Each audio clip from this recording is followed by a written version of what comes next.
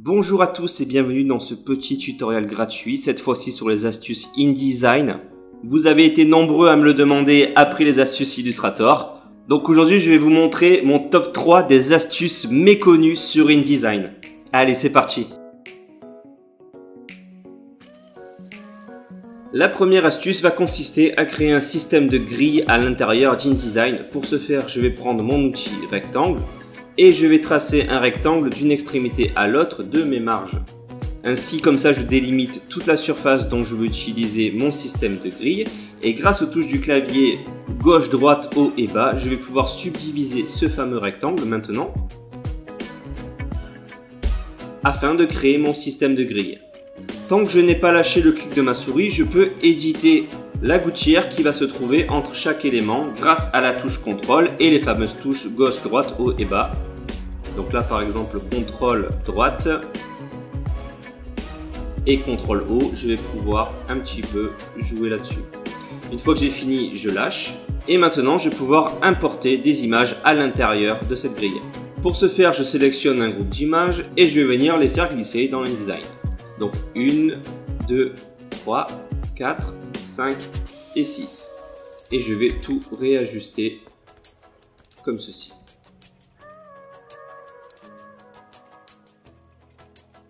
La deuxième astuce va consister à transformer un texte pour lui donner plusieurs effets. Donc par exemple ici nous avons une image de fond, nous avons un texte qui est comme ceci. Ce texte, je vais le transformer en forme grâce à la vectorisation. Pour ce faire, je vais aller dans Texte, Vectoriser. Maintenant, c'est devenu un tracé, ce n'est plus un texte. C'est-à-dire qu'il n'est plus éditable en tant que tel. Je vais décaler un petit peu mon image pour récupérer juste le départ. Donc là, toutes mes lettres sont liées dans un tracé transparent. Il va falloir que je le casse. Donc je vais dans Objet, Tracé, annuler le tracé transparent. Et je vais devoir arranger les lettres qui ont été donc abîmées ici. Celle-ci, grâce à mes Pathfinder. Donc ici. Ici.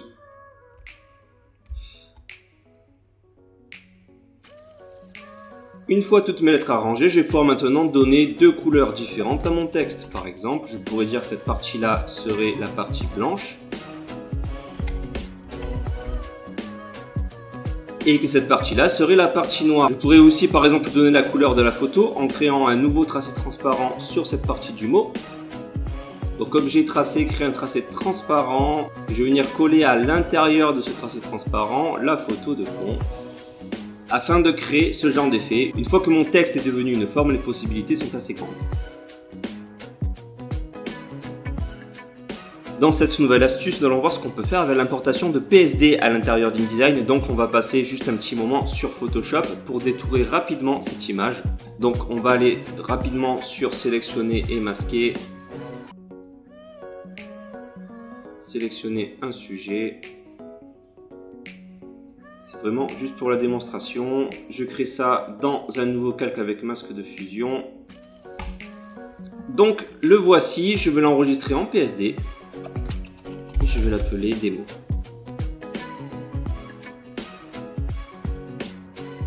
Donc pour petite analyse rapide avant de repasser sur InDesign, j'ai donc ma photo ici qui s'appelle calque 0. Je vais peut-être la renommer en image 1 et ici ça va être image 2. Vous voyez donc que j'ai deux calques, j'en ai un qui comporte l'intégralité de l'image et un qui comporte seulement le personnage détouré.